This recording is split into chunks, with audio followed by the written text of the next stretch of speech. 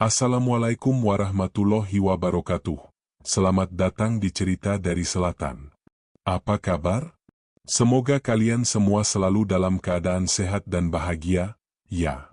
Sebelum lanjut, jangan lupa dukung kami dengan klik tombol subscribe dan komen hadir untuk absennya. Selamat menonton.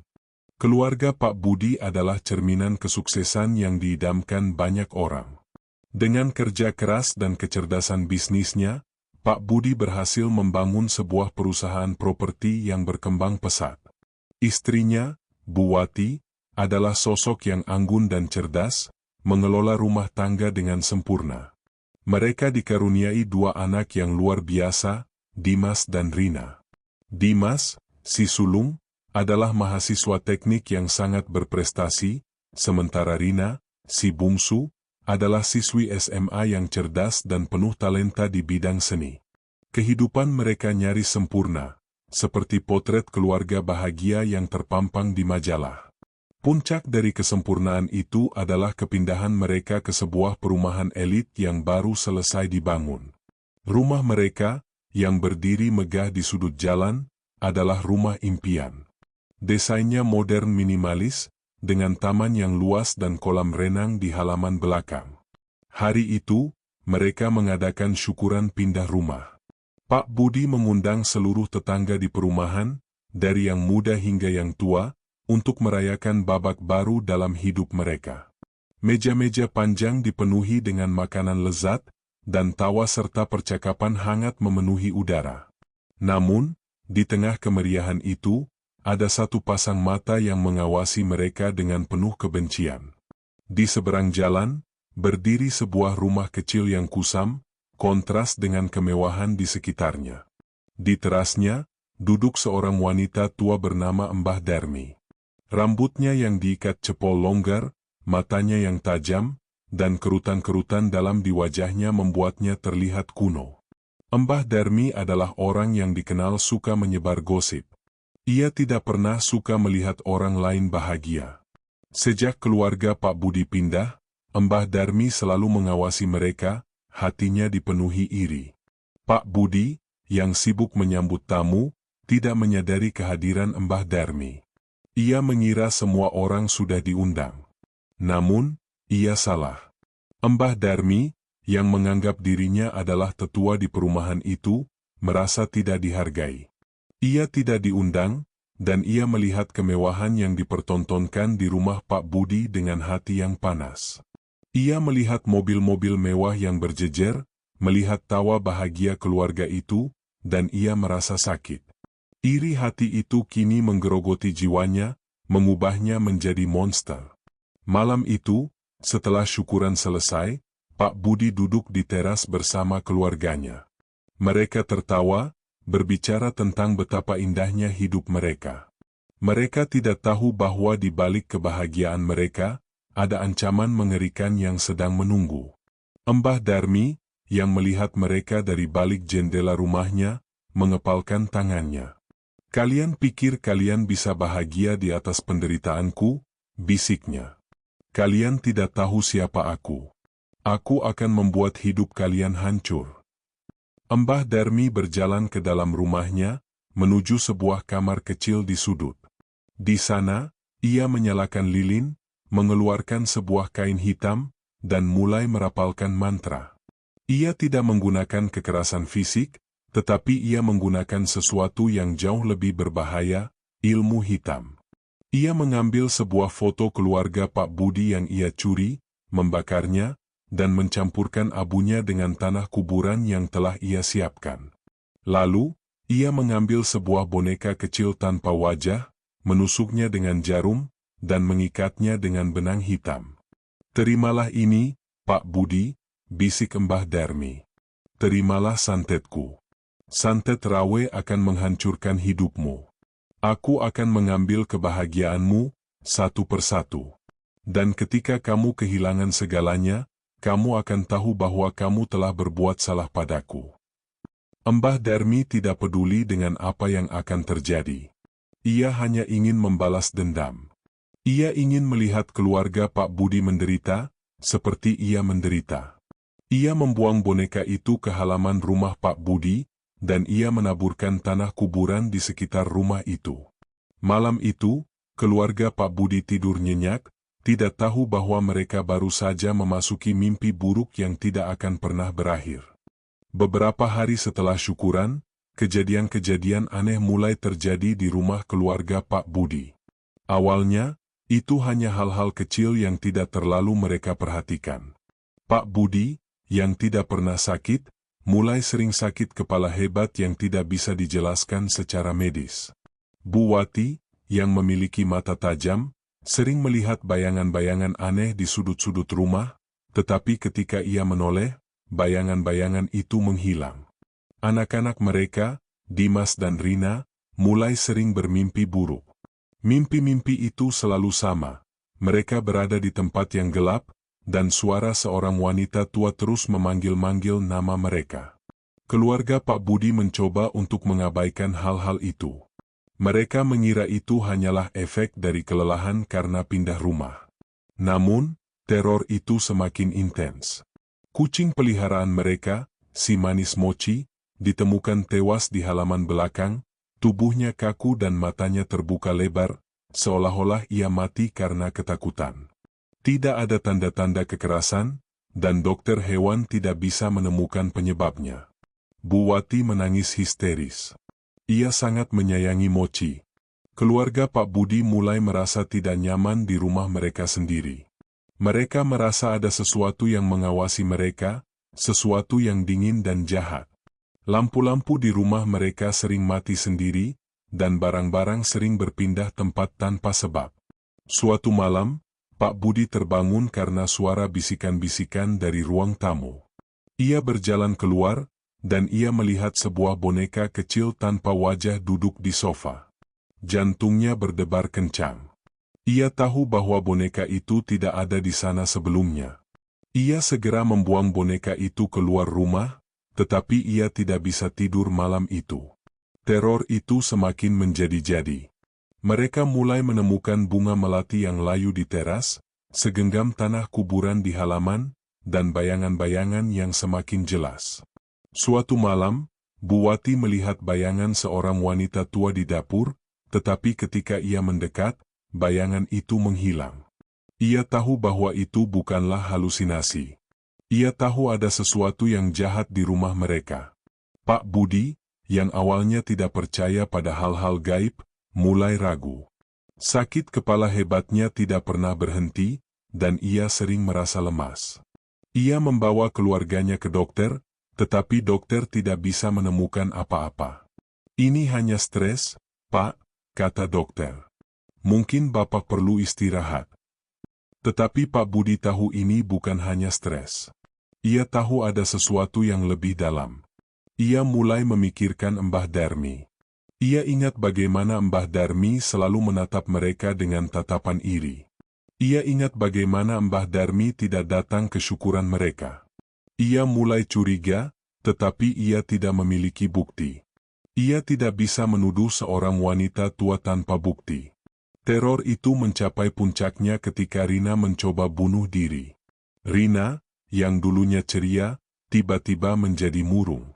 Ia tidak bisa tidur, dan ia sering mendengar bisikan-bisikan yang menyuruhnya untuk mengakhiri hidupnya. Suatu malam, ia mengambil pisau dapur dan mencoba menusuk dirinya sendiri. Bu Wati berhasil mencegahnya tepat waktu. Bu Wati menangis histeris. Ia tahu bahwa anak-anaknya tidak sakit. Ia tahu bahwa mereka sedang dihantui oleh sesuatu yang jahat. Pak Budi, yang melihat putrinya gemetar ketakutan, merasa putus asa. Ia tahu ia harus melakukan sesuatu. Ia tidak peduli jika orang-orang menganggapnya gila. Ia harus mencari bantuan. Ia harus menemukan cara untuk menghentikan teror ini, sebelum semuanya terlambat. Ia melihat keluar jendela, dan ia melihat rumah Mbah Darmi. Jendela Mbah Darmi tertutup rapat, tetapi Pak Budi bisa merasakan aura jahat yang datang dari rumah itu.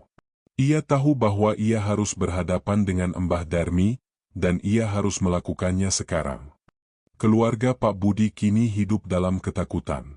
Rumah yang mereka anggap sebagai surga, kini terasa seperti neraka.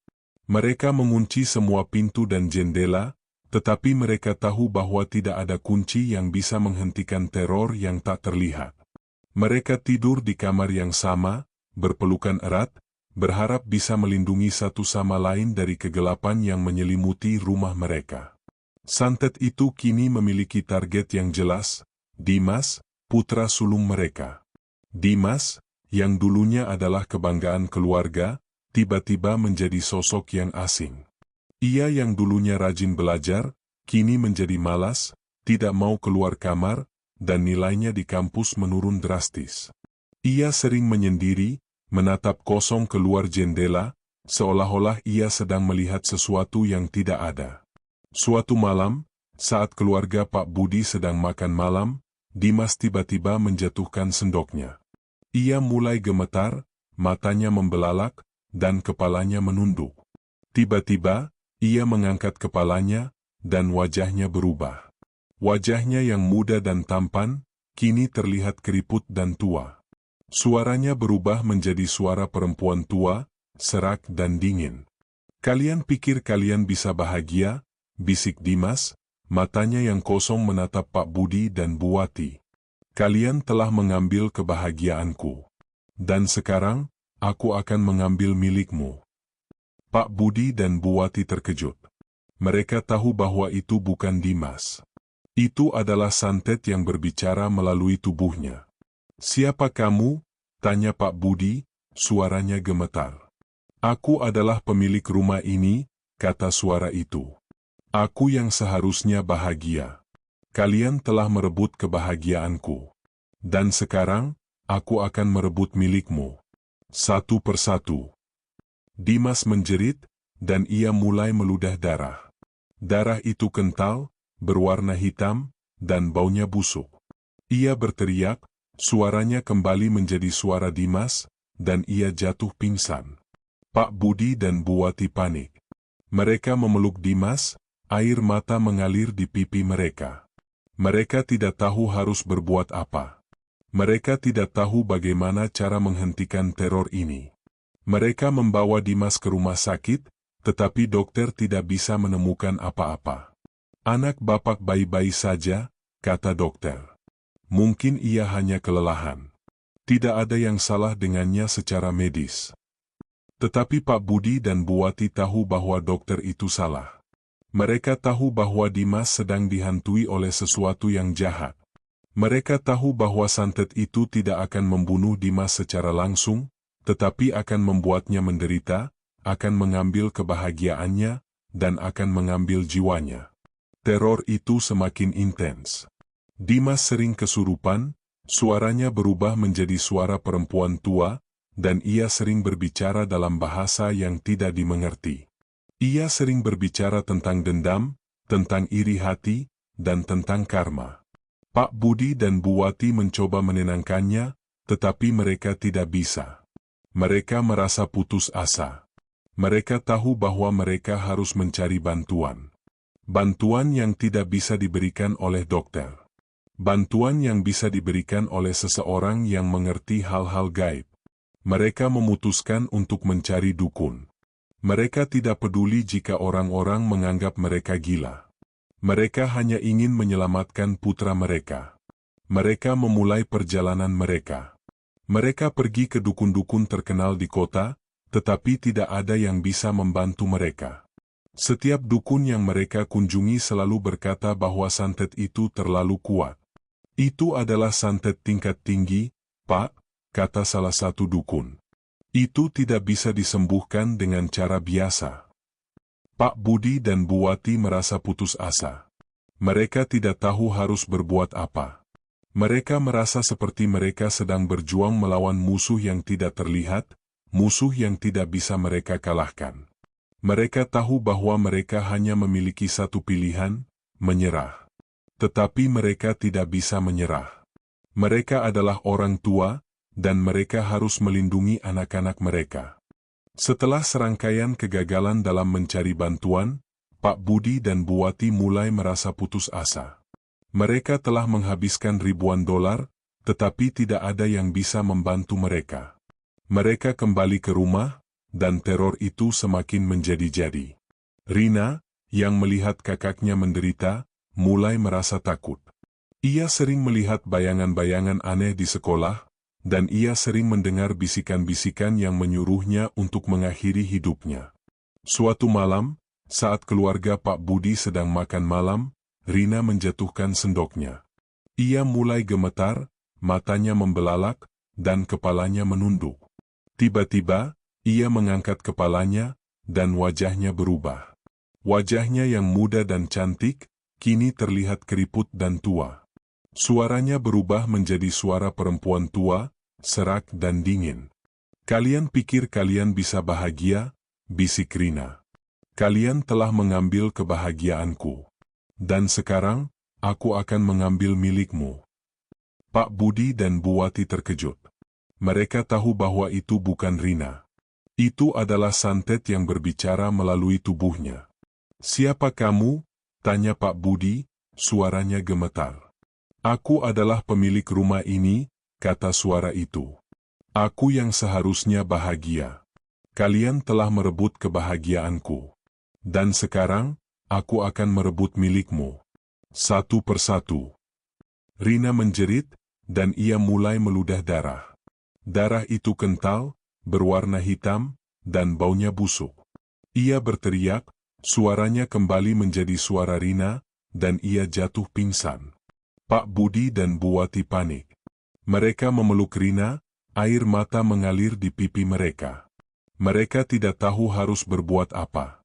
Mereka tidak tahu bagaimana cara menghentikan teror ini.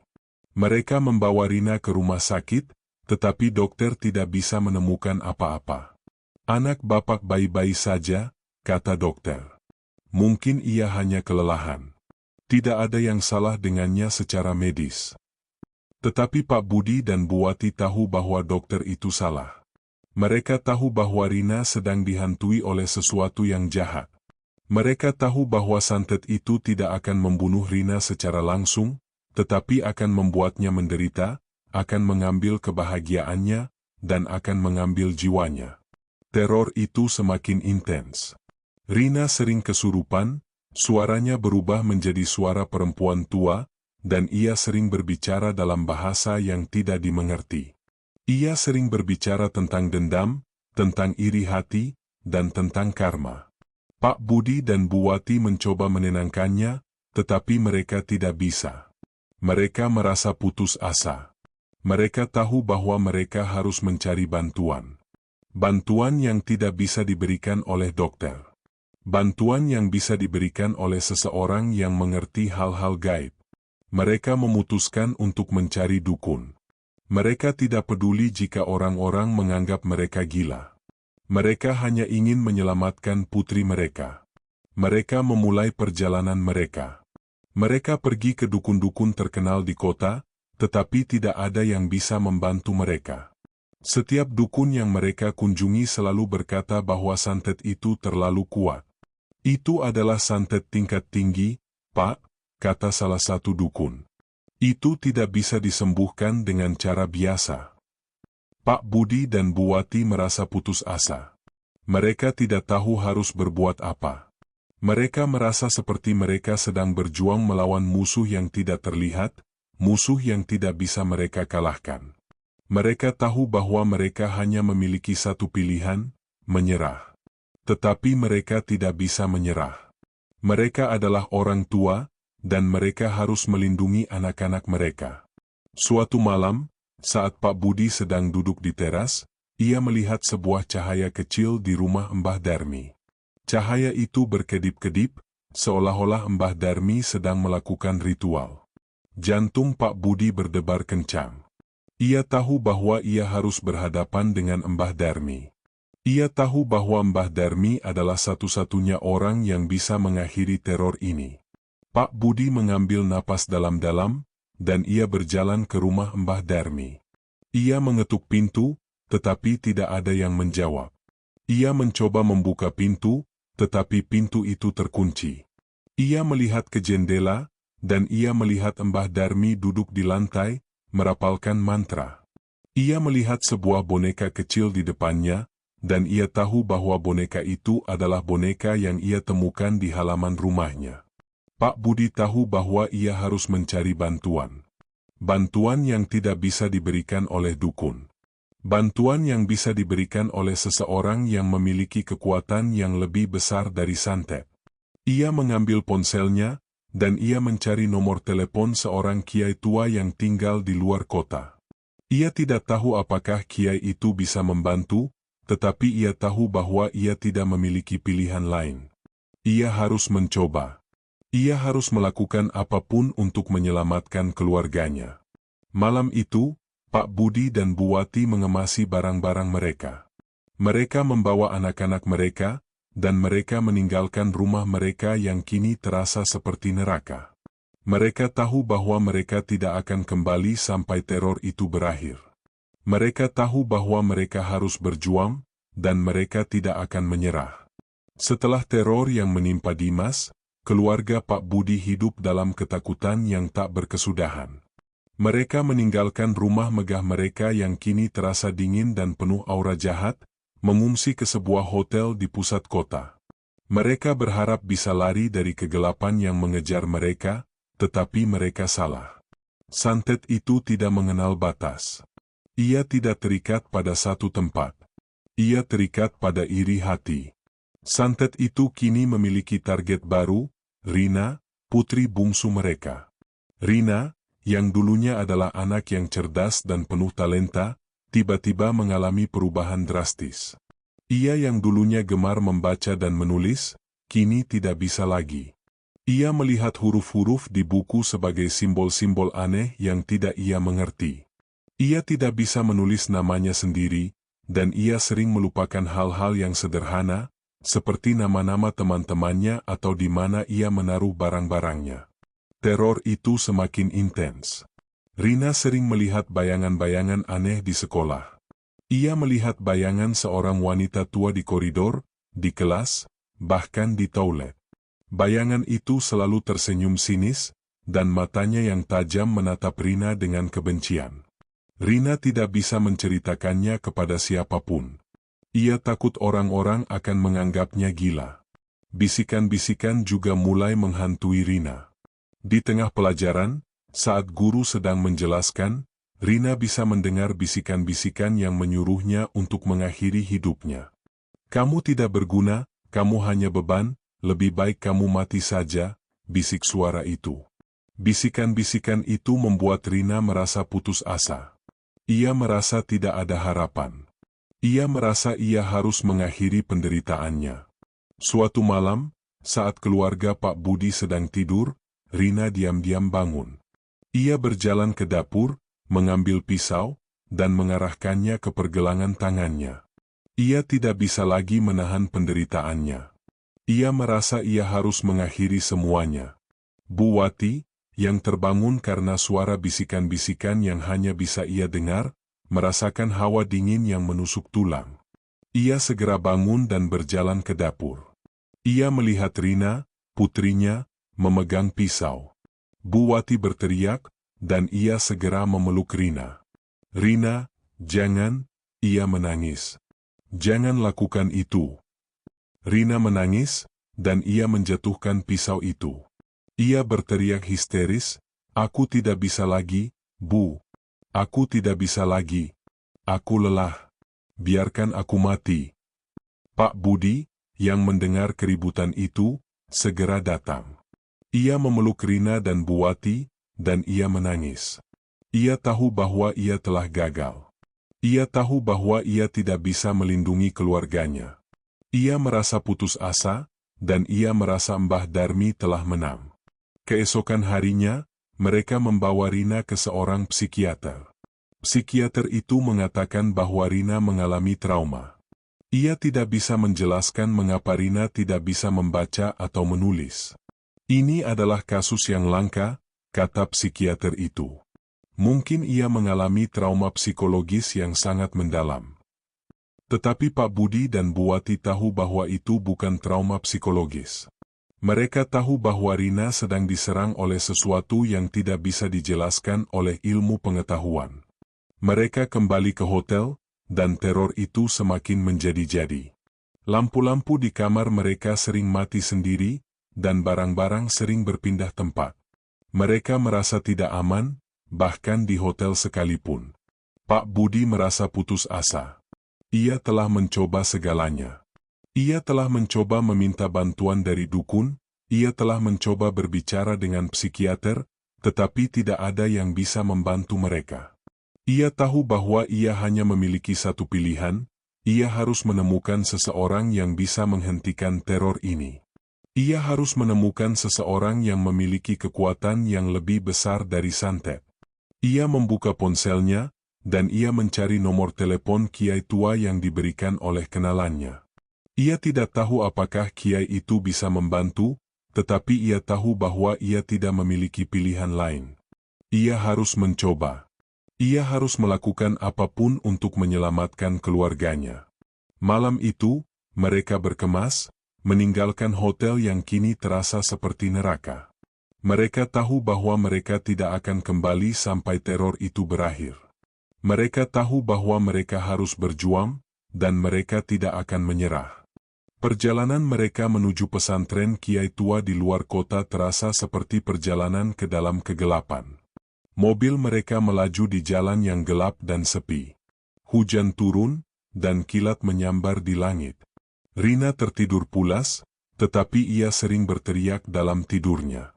Dimas juga tertidur, tetapi ia sering terbangun dengan keringat dingin. Pak Budi dan Bu Wati tidak bisa tidur. Mereka merasa takut, tetapi mereka juga merasa ada harapan. Mereka tahu bahwa mereka hampir tiba. Ketika mereka tiba di pesantren Kiai, mereka disambut oleh seorang pria tua yang ramah. Kiai itu memiliki rambut putih panjang, jenggot lebat, dan matanya yang bijaksana menatap mereka dengan tatapan yang penuh kasih. Ia tahu apa yang telah mereka alami. Ia tahu bahwa mereka datang untuk meminta bantuan. "Selamat datang, Nak," kata Kiai itu, suaranya tenang dan lembut. "Aku tahu mengapa kalian datang. Kalian sedang dihantui oleh santet Rawe." Pak Budi dan Bu Wati terkejut. Mereka tidak pernah menceritakan tentang santet itu kepada siapapun. Bagaimana Anda tahu?" tanya Pak Budi. "Santet itu memiliki aura yang sangat kuat," kata Kiai itu. "Aku bisa merasakannya. Aku bisa merasakan kesedihan, kemarahan, dan iri hati yang menyelimuti kalian. Kalian adalah korban dari iri hati." Kiai itu membawa mereka ke sebuah ruangan kecil. Di sana, ia menyalakan lilin, dan ia mulai merapalkan doa. Ia meminta Pak Budi untuk meletakkan foto keluarganya di depan lilin. Ketika Pak Budi melakukannya, lilin itu berkedip-kedip, dan bayangan seorang wanita tua muncul di dinding. Bayangan itu adalah Mbah Darmi. "Ini adalah orang yang mengirimkan santet ini," kata Kiai itu. "Ia adalah tetangga kalian. Ia iri dengan kesuksesan kalian, dan ia tidak senang melihat kalian bahagia." Pak Budi dan Bu Wati terkejut. Mereka tahu bahwa mereka telah mencurigai Mbah Darmi, tetapi mereka tidak memiliki bukti. Dan sekarang, mereka memiliki bukti. Kiai itu menjelaskan tentang santet Rawe. Santet itu adalah santet yang menggunakan media seperti tanah kuburan dan bunga melati yang layu, jelas Kiai itu. Santet itu tidak akan membunuh korbannya secara langsung, tetapi akan membuat mereka menderita, akan mengambil kebahagiaan mereka, dan akan mengambil akal sehat mereka. Santet itu adalah santet yang sangat sulit disembuhkan, karena ia tidak terikat pada satu tempat. Ia terikat pada iri hati. Selama Mbah Darmi masih hidup, santet itu tidak akan pernah mati. Pak Budi dan Bu Wati merasa putus asa. "Lalu, apa yang harus kami lakukan?" tanya Bu Wati. "Kami tidak bisa membunuhnya." "Kalian tidak perlu membunuhnya," kata Kiai itu. "Kalian harus mengembalikan santet itu kepadanya. Kalian harus membalas dendam tanpa kekerasan. Kalian harus melawan santet itu dengan kekuatan yang lebih besar, kekuatan iman dan cinta." Kiai itu memberikan mereka sebuah jimat dan petunjuk untuk mengakhiri teror itu. Ia memberitahu mereka bahwa mereka harus melakukan ritual di rumah mereka, dan mereka harus membakar jimat itu. Ketika kalian melakukan ritual itu, Mbah Darmi akan merasakan kekuatannya melemah, kata Kiai itu. Ia akan datang kepada kalian. Ia akan mencoba menghentikan kalian. Kalian harus kuat. Jangan biarkan ia menghentikan kalian. Kiai itu juga memberitahu mereka bahwa santet itu akan kembali kepada pengirimnya. Santet itu akan memakan jiwanya, kata Kiai itu. Ia akan menderita, ia akan menjadi gila, dan ia akan mati. Itulah karma. Karma itu nyata. Pak Budi dan Bu Wati merasa lega. Mereka akhirnya memiliki harapan. Mereka tahu bahwa mereka harus berjuang, dan mereka harus memenangkan pertarungan ini. Mereka kembali ke hotel, dan mereka mengemasi barang-barang mereka. Mereka tahu bahwa mereka harus kembali ke rumah mereka, ke tempat di mana teror itu dimulai. Mereka tahu bahwa mereka harus berhadapan dengan Mbah Darmi, dan mereka harus mengakhiri teror ini selamanya. Mereka tiba di rumah mereka di tengah malam. Rumah itu terasa dingin dan gelap. Mereka tidak menyalakan lampu, dan mereka segera memulai ritual. Mereka membersihkan rumah mereka dengan air yang telah didoakan, dan mereka membakar jimat itu. Di luar jendela, mereka bisa melihat bayangan Mbah Darmi, yang sedang mengawasi mereka, matanya menyala dalam kegelapan. Teror itu baru saja dimulai, dan mereka tahu bahwa ini adalah pertarungan terakhir mereka. Ketegangan di dalam rumah Pak Budi terasa begitu pekat, lebih dingin dari udara malam yang menusuk tulang. Keluarga Pak Budi berkumpul di ruang tengah. Lampu-lampu rumah sengaja dimatikan, hanya lilin yang mereka bawa dari pesantren Kiai yang memberikan sedikit cahaya redup. Bayangan mereka menari-nari di dinding, menciptakan suasana yang lebih mencekam. Di luar jendela, Pak Budi bisa melihat bayangan Mbah Darmi, yang sedang mengawasi mereka, matanya menyala dalam kegelapan, seperti mata kucing di malam hari. Hati Pak Budi dan Bu Wati berdebar kencang, tetapi mereka tahu bahwa mereka tidak bisa mundur. Ini adalah satu-satunya kesempatan mereka untuk mengakhiri teror ini. Pak Budi mengambil jimat dari tasnya. Jimat itu terbuat dari kain putih yang sudah lusuh, dengan tulisan Arab yang tidak bisa ia baca. Kiai itu menyuruhnya untuk membakar jimat itu. Pak Budi meletakkan jimat itu di atas piring, dan Bu Wati menyalakan korek api. Api kecil mulai melahap kain itu, dan aroma harum menyebar di seluruh ruangan. Tiba-tiba, api itu membesar, dan asap putih mengepul, membentuk sosok seorang wanita tua. Wajahnya terlihat marah, matanya menatap tajam ke arah Pak Budi. "Kalian pikir kalian bisa melawanku?" bisik suara itu, serak dan dingin. "Kalian salah. Aku akan menghancurkan kalian." Sosok itu menghilang, dan suara-suara aneh mulai terdengar di seluruh rumah. Pintu-pintu berderit, jendela-jendela bergetar, dan suara bisikan-bisikan bergema di dinding. Dimas dan Rina, yang duduk di samping Pak Budi dan Bu Wati, mulai gemetar. Mereka melihat bayangan-bayangan mengerikan di sudut-sudut ruangan, bayangan-bayangan yang menari-nari, seolah-olah mengejek mereka. Tiba-tiba, pintu depan terbuka, dan Mbah Darmi masuk. Ia tidak mengetuk. Ia hanya membuka pintu, dan ia masuk, wajahnya terlihat marah, matanya memancarkan api kebencian.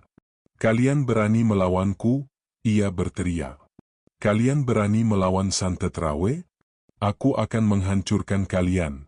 Aku akan membuat kalian menderita." Mbah Darmi melangkah maju, tangannya diangkat ke arah mereka. Dari tangannya, keluar sebuah kabut hitam yang berbau busuk. Kabut itu mengarah ke Pak Budi, tetapi Pak Budi tidak takut. Ia memegang erat tangan Bu Wati, dan ia melihat ke arah anak-anaknya. Ia tahu bahwa ia harus kuat. Ia harus melawan Mbah Darmi, bukan dengan kekerasan, tetapi dengan kekuatan iman. Pak Budi mulai merapalkan doa-doa yang ia tahu. Ia tidak peduli jika suaranya bergetar. Ia hanya terus berdoa. Bu Wati, yang melihat tekad di mata Pak Budi, juga mulai berdoa. Dimas dan Rina juga ikut berdoa. Mereka berdoa dengan sekuat tenaga, dengan segenap hati mereka. Kabut hitam itu menghantam mereka, tetapi tidak terjadi apa-apa. Kabut itu seolah-olah menembus mereka, tanpa menyentuh mereka. Mbah Darmi terkejut. Ia mencoba lagi, tetapi hasilnya sama. Ia tidak bisa menyentuh mereka. Bagaimana bisa? Teriak Mbah Darmi. Bagaimana bisa kalian melawanku? Kami melawannya dengan iman, kata Pak Budi. Kami melawannya dengan cinta. Kami melawannya dengan kekuatan Tuhan. Mbah Darmi menjadi semakin marah. Ia mencoba menyerang mereka lagi, tetapi setiap kali ia mencoba, kekuatannya seolah-olah melemah. Cahaya dari lilin yang mereka nyalakan seolah-olah melindunginya. Mbah Darmi mundur. Ia tahu bahwa ia telah kalah. Ia telah kalah dalam pertarungan yang ia ciptakan sendiri. Ini belum berakhir, teriak Mbah Darmi. Aku akan kembali. Aku akan kembali. Mbah Darmi melarikan diri, tetapi ia tidak tahu bahwa santet yang ia kirimkan telah kembali kepadanya. Santet itu telah menemukan jalan kembali ke pengirimnya, dan ia tidak akan pernah bisa melarikan diri dari santetnya sendiri. Malam itu, Mbah Darmi kembali ke rumahnya. Ia gemetar. Ia tidak bisa percaya bahwa ia telah kalah. Ia tidak bisa percaya bahwa keluarga Pak Budi bisa melawannya. Ia merasa marah, tetapi ia juga merasa takut. Ia tahu bahwa santet yang ia kirimkan telah kembali kepadanya, dan ia tahu bahwa ia akan menderita. Ketika ia masuk ke rumahnya, ia merasakan hawa dingin yang luar biasa. Ia melihat bayangan-bayangan mengerikan di sudut-sudut ruangan, bayangan-bayangan yang tertawa dan mengejeknya. Ia mendengar bisikan-bisikan yang menyuruhnya untuk mati. Mbah Darmi berteriak, dan ia mencoba lari, tetapi ia tidak bisa. Ia tidak bisa melarikan diri dari santetnya sendiri. Santet itu mulai menyerangnya. Ia merasakan sakit yang luar biasa di seluruh tubuhnya. Ia merasakan tubuhnya terbakar, dan ia merasakan jiwanya terkoyak. Ia menjerit, tetapi tidak ada yang bisa mendengarnya. Ia jatuh ke lantai, dan ia mulai meludah darah. Darah itu kental, berwarna hitam, dan baunya busuk, persis seperti darah yang Dimas dan Rina muntahkan. Mbah Darmi menjadi gila. Ia berbicara sendiri, ia tertawa, ia menangis. Ia tidak bisa makan, tidak bisa tidur, dan ia hidup dalam ketakutan yang konstan. Ia melihat bayangan-bayangan mengerikan di mana-mana, dan ia mendengar bisikan-bisikan yang tidak pernah berhenti. Ia hidup dalam neraka yang ia ciptakan sendiri. Beberapa hari kemudian, tetangga-tetangga Mbah Darmi mencium bau busuk dari rumahnya. Mereka memanggil polisi. Ketika polisi masuk, mereka menemukan Mbah Darmi tewas di ruangannya. Tubuhnya kaku dan membiru, matanya terbuka lebar, dan wajahnya membeku dalam ekspresi kengerian. Polisi tidak bisa menemukan penyebabnya. Mereka menutup kasus itu, dan mereka menyimpulkan bahwa Mbah Darmi meninggal karena penyakit misterius. Kabar kematian Mbah Darmi menyebar dengan cepat di perumahan itu. Orang-orang tidak terkejut. Mereka tahu Mbah Darmi adalah orang yang aneh. Mereka tidak tahu apa yang sebenarnya terjadi, tetapi mereka tahu bahwa mereka tidak akan pernah lagi melihat tatapan iri dari Mbah Darmi. Setelah kematian Mbah Darmi, teror itu berhenti. Dimas dan Rina kembali normal. Mereka kembali berprestasi, dan mereka kembali ceria. Pak Budi dan Bu Wati merasa lega. Mereka tahu bahwa mereka telah menang. Mereka tahu bahwa mereka telah belajar pelajaran yang berharga. Mereka menyadari bahwa kekayaan tidak bisa membeli kebahagiaan, dan bahwa mereka harus selalu bersyukur atas apa yang mereka miliki. Mereka kembali ke rumah mereka, dan mereka mengadakan syukuran lagi. Kali ini, Mereka mengundang semua tetangga, bahkan mereka yang tidak akrab dengan mereka. Mereka tahu bahwa mereka harus hidup dalam damai, dan mereka harus menyebarkan cinta, bukan iri hati. Setelah kematian Mbah Darmi, ketenangan yang telah lama hilang akhirnya kembali ke dalam hidup keluarga Pak Budi. Seolah-olah beban berat yang menindih mereka selama ini tiba-tiba terangkat. Udara di dalam rumah yang tadinya terasa dingin dan mencekam, kini terasa hangat dan penuh kedamaian. Bayangan-bayangan aneh yang sering muncul di sudut-sudut ruangan menghilang. Suara-suara bisikan yang menghantui mereka tidak lagi terdengar. Mereka bisa tidur nyenyak, tanpa mimpi buruk, dan mereka bisa hidup tanpa ketakutan. Pemulihan itu tidak terjadi dalam semalam. Itu adalah sebuah proses yang membutuhkan waktu dan kesabaran. Dimas dan Rina, yang telah menderita secara fisik dan mental, perlahan-lahan kembali normal. Rina, yang dulunya tidak bisa membaca atau menulis, kini kembali ke sekolah, dan ia belajar dengan giat. Ia mengambil kelas tambahan, dan ia membaca buku-buku yang tidak bisa ia baca sebelumnya. Ia tidak lagi takut. Ia tahu bahwa ia telah memenangkan pertarungannya. Dimas, yang dulunya sering kesurupan, kini kembali ke kampus. Ia belajar dengan giat, dan nilainya kembali meningkat. Ia tidak lagi menyendiri, dan ia kembali menjadi Dimas yang ceria dan penuh semangat.